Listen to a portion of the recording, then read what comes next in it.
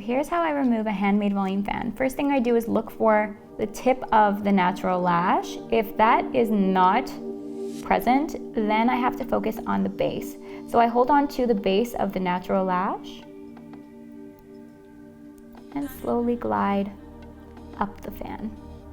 Usually that works, sometimes it does, sometimes it doesn't. I'll show you another method. So I have a few that I work through. I'm not even gonna look for the tip for this one because I wanna show you how I do it if all else fails. Sometimes you have to literally pull the individual lashes out of the fan. This is a last resort. It's not ideal, but sometimes you have to do it. And just keep releasing. The fan will look mangled, and at some point, the natural lash base, the natural lash might become exposed, and then you can move to that method if you choose. Otherwise, keep on peeling.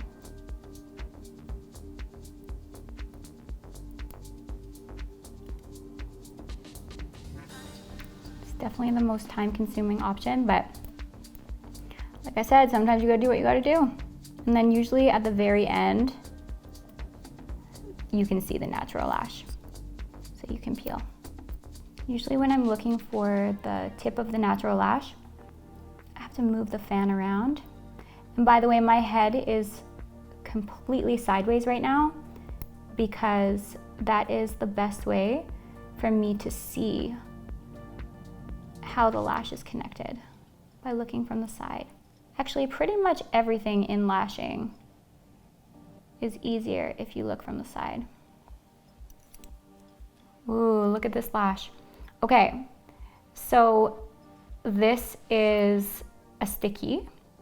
You can see that we have a base here where 2 natural lashes are connected to 1 fan.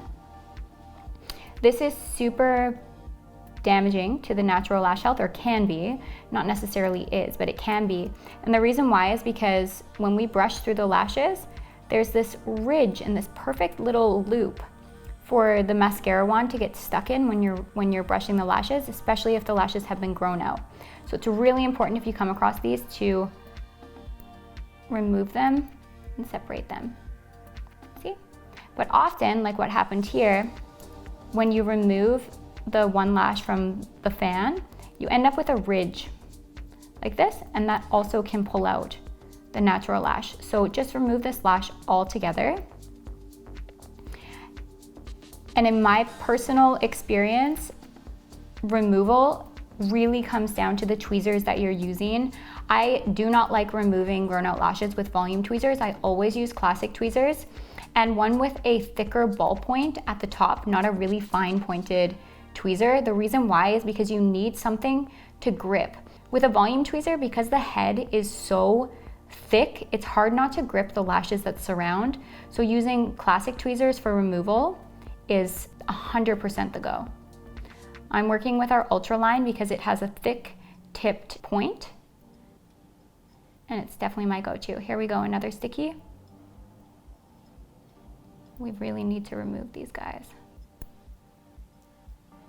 And make sure your movements are very, very controlled. No pulling, like no pulling up, because then you risk pulling out the natural lash from the follicle. We don't want that.